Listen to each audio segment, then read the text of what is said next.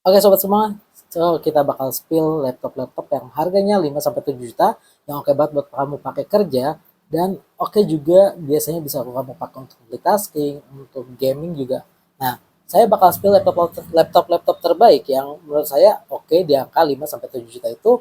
Tapi sebelumnya kamu bisa subscribe channel ini, kamu bisa like juga dan kamu nanti saya bakal taruh rekomendasi di sini ya. Oke, kita masuk dulu ke yang bagian pertama. Yang pertama saya bakal masuk ke yang menurut saya bagian bawahnya yang middle dulu. Nah, saya kasih berapa key point kalau kamu pengen cari laptop 5 sampai 7 juta yang agak-agak middle gitu, yang jadi nggak yang sampai harganya terlalu tinggi dan performanya juga ya biasanya cukup tinggi. Nah, kita kasih dulu key point-nya. Pertama saya bakal kasih spill yang harganya di bawah 7 juta, terus performanya kencangnya kalau kita skor pakai benchmark. Jadi kamu bisa cek di Plasmark itu prosesornya paling nggak di angka 7.000, jadi 7.000 ke atas untuk benchmarknya. Terusnya RAM-nya minimal 8 GB dan atau bisa upgradable. Boleh bisa jadi upgradable-nya RAM-nya atau storage-nya.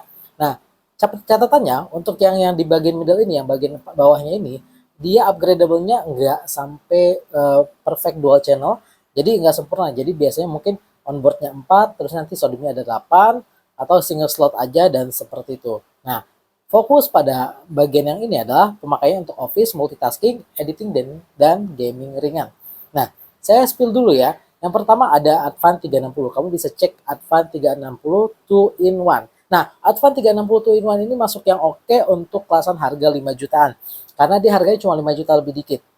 Kalau kamu lagi mahal-mahal mungkin bisa dapat di harga 6 juta. Nah, dia ada dua macam ya. Nah, ini yang perlu kamu perhatikan dulu. Kalau kamu mau ambil yang yang murahnya, kamu bisa ambil yang i3-nya itu Gen 11, i3 11 15 G4 itu skornya masih di bawah 7.000. Jadi ini masih yang bawahnya.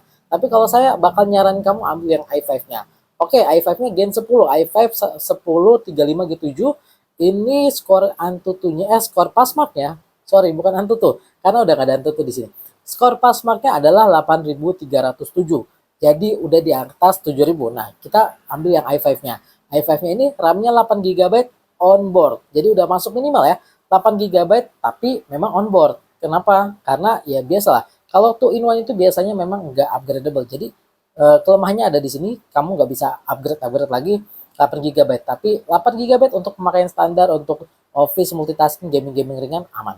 Nah, terusnya dia udah pakai 256 GB NVMe. So, ini cukup kencang dan ya cukuplah storage-nya. Kalau kamu merasa 256 ini kurang, kamu bisa upgrade tapi upgrade-nya tentu diganti ya. Ganti dengan storage yang lebih besar. Nah, untuk layarnya dia udah 14 inch touchscreen, IPS dan touchscreen-nya udah 10 jari. Jadi aman banget.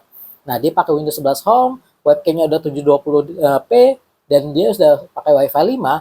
Chassisnya metal, full body metal, beratnya 1,64 kg. Jadi kekurangannya paling untuk di Advan 360 2-in-1 ini adalah dia tidak kasih Office bawaan. Jadi kamu harus install Office sendiri. Oke, next kita bakal lanjut ke laptop berikutnya yang saya saranin, yaitu Asus VivoBook 14A1400EA. Ya, dia pakainya i3 11 15 G4. Jadi ini juga masih di bawah 7.000 dikit, tapi dia punya kelebihan di RAM-nya yang upgradable. Jadi RAM-nya 4 GB onboard, tapi kamu bisa upgrade sampai jadi 12 GB. Satu 4 GB-nya onboard plus 8 GB-nya SODIMM. Nah, dia storage-nya juga lebih besar dibandingkan Advan 360. Dia pakai 512 GB NVMe, layarnya 14 inch FHD Full HD, tapi TN. Nah, yang menariknya Windows-nya dia udah Windows 11 plus OHS. Jadi kamu nggak usah capek-capek nyari Office dan keyboardnya backlight. Jadi ini enaknya di sini. Jadi tampilnya udah premium lah, VivoBook ala gitu. Nah terusnya webcamnya ini masih VGA, jadi nggak bisa terlalu banyak, tapi dia punya fingerprint.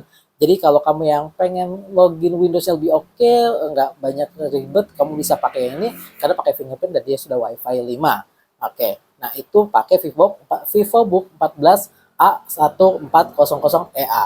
Nah, next, saya bakal saranin lagi kalau kamu masih pengen cari. Nah, ini yang agak tinggi juga. Dia Axio Hype 5, bukan yang tiganya. Axio Hype 5 ini pakai i5 Gen 10 1035G4 dengan skor performanya di 7.985. RAM-nya 8 GB dan up max 32 GB. Ini bisa sampai 32 GB. Jadi RAM-nya bisa sampai 32 GB, cuma memang cuma single channel. Jadi kamu kalau mau up sampai 32 GB caranya. Yang 8 GB ini kamu copot dulu, lalu kamu pasang yang 32 GB gantinya single channel. Storage-nya udah lumayan gede, 512 GB NVMe. So ini oke untuk nyimpen data yang cukup banyak, dan dia udah 14 inch Full HD IPS. Jadi Axio ini udah kasih IPS untuk harga yang cuma 5 jutaan. Udah pakai Windows 11 Pro, keyboardnya juga udah backlight, webcamnya 2 megapiksel, dan fingerprintnya udah ada. Jadi kalau untuk login udah enak karena fingerprintnya udah ada, dan wifi-nya dia Realtek. Jadi kekurangannya sama kayak Advan yang dia tidak ngasih Office Home Studio. Jadi kamu harus install Office sendiri untuk Axio yang Hype 5 ini. Oke, next-nya lagi. Ini masih yang kategori yang sama, VivoBooks Go 14 R3. Nah, R3 ini dia Ryzen 3 7320U dengan skor performanya 9066. Kok dia di sini? Gak apa-apa, ntar saya jelasin. Nah, kelemahannya dia oke banget untuk multitasking tentunya, untuk performa oke banget. Cuma kekurangannya ada di RAM. Kekurangannya ada di RAM. Yang RAM-nya ini 8 GB DDR5 non upgradable. Sebentar, sorry ya. Ini ada pesan. Oke. Saya jelasin lagi, saya ulang lagi. RAM-nya 8 GB DDR5 non upgradable. Jadi nggak bisa ditambah-tambah lagi, dan ini ya kekurangannya di situ lah. Untuk pilihan storage-nya kamu bisa pilih dua. Dia ada yang NVMe-nya 256 GB, ada yang 512 GB. Kalau kamu pengen yang lebih besar storage-nya, dan dia udah pakai layarnya 14 inch Full HD, cuma dia belum IPS, dia pakainya IPS level. Nah, catatan aja kalau kamu dapat yang IPS level. IPS level itu artinya bukan IPS, tapi TN, tapi yang TN-nya udah upgrade lah, supaya dia view angle-nya lebih mirip kayak IPS. Jadi view angle-nya lumayan luas. Nah, dia udah pakai Windows 11 dan udah ada OHS-nya, jadi kamu aman aja kalau mau butuh Office di sini. Webcam-nya 720p. Dan keyboardnya backlight, plus dia sudah pakai Wi-Fi 6, berarti Bluetooth-nya sudah 5.1. Jadi udah oke banget untuk secara secara jaringannya. Next. Nah, sekarang saya bakal kasih yang berapa rekomendasi lagi, sedikit lagi. Yang rekomendasinya ini yang udah agak high-nya. Yang high-nya untuk di harga 5 sampai 7 juta. Jadi ini udah deket-deket 7 juta, bahkan ada yang cuma 7 juta kurang sedikit. Saya kasih dulu key point-nya untuk yang ini. Pertama, harganya harus di bawah 7 juta. Kedua, kencang. Performa prosesornya harus di atas 8.000. Dan dia mesti upgradable. Upgradable-nya juga yang perfect ya. Misal, ya kalau dia 16 GB dual channel. Paling minimal upgrade-nya bisa sampai 16 GB. Nah, terusnya, atau kalau dia nggak upgradable, paling nggak dia udah bawaannya 16 GB. Jadi, ini yang masuknya itu. Nah, saya bakal kasih yang pertama adalah Advan Work Pro. Nah, Advan Work Pro ini harganya masuk murah, di 5 jutaan juga. Dan i5 Gen 10 sih, 1035G7 sama seperti 360 2-in-1-nya. Ya tadi ada stylusnya, dia skornya di 8307. RAM-nya 8 GB, tapi upgradable sampai dual channel 16 GB. Jadi kalau yang tadi 360 cuma 8 GB aja, yang ini bisa sampai 16 GB dual channel. So ini oke. Untuk storage-nya kamu dapatnya di 256 GB NVMe, harusnya kamu masih bisa upgrade lagi untuk storage-nya. Terusnya dia 14 inch Full HD dan IPS, sama seperti Advan 360.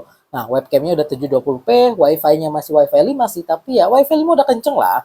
Terusnya chassisnya metal, beratnya 1,25 kg. Nah, terus yang berikutnya, lagi-lagi dari Advan lagi banyak banget ngasih harga di bawah 7 juta, speknya gila sih. Nah, ini yang jagoannya sih kalau menurut saya, yaitu Advan Work Plus. Advan Work Plus ini pakainya Ryzen 5 6600H. Jadi bukan pakai U lagi. Kalau pakai H berarti dia pakai yang full performa. TDP-nya biasanya 45 watt. Berarti dia ya lebih boros baterai, 45 watt. Dan skornya ini jauh meninggalkan yang lain-lain yang saya sebutin tadi. Karena yang lain-lain paling di angka 8 ribuan, dia 19.000. Jadi lebih dari 2 kali lipatnya performa yang lain. Nah, RAM-nya nggak bisa upgrade, tapi dia udah 16 GB DDR5 onboard dual channel. Jadi dia 16 GB. Oke, dia nggak bisa di-upgrade tapi udah 16 GB. So, untuk kamu yang lagi pengen pakainya untuk editing, untuk gaming, ini oke banget karena udah kenceng banget. Dan DDR5 ya. Terusnya untuk storage-nya dia 512 GB NVMe plus dia punya satu slot M.2. Jadi kamu bisa tambahin lagi storage-nya tanpa kamu ganggu storage aslinya. Ini oke juga. Terusnya keyboard-nya udah backlight, dia kasih Windows 11 Home, tanpa OHS, masih tanpa Office. Dia udah punya fingerprint, webcamnya 720p, Wi-Fi 5, chassisnya metal dan polikarbon, jadi digabung antara metal dan polikarbon, punggungnya metal, bagian bawahnya polikarbon. Nah, terusnya beratnya 1,4 kg. So, ini oke banget. Jadi kalau kamu pengen cari juaranya untuk saat ini saya masih memberikan juaranya pada Advan Work Plus untuk harga 5 sampai 7 juta. Tentunya terlepas di bagian merek ya, karena merek itu selera gitu. Terusnya di luar bagian untuk apa ya, asuransi untuk garansinya, karena memang Advan masih garansinya 1 tahun, di mana pabrikan yang lain sudah banyak yang ngasih garansi 2 bahkan sampai 3 tahun kalau untuk Acer ya. Jadi Advan masih 1 tahun, Advan dan Asus 1 tahun. Tapi ya dengan harga yang cuma 7 juta kurang 1.000 ya, 7 juta sih kurang 1.000 itu dia ngasih performa yang bahkan belum tentu bisa kamu temuin di kebanyakan laptop harga 9 juta. So ini oke banget.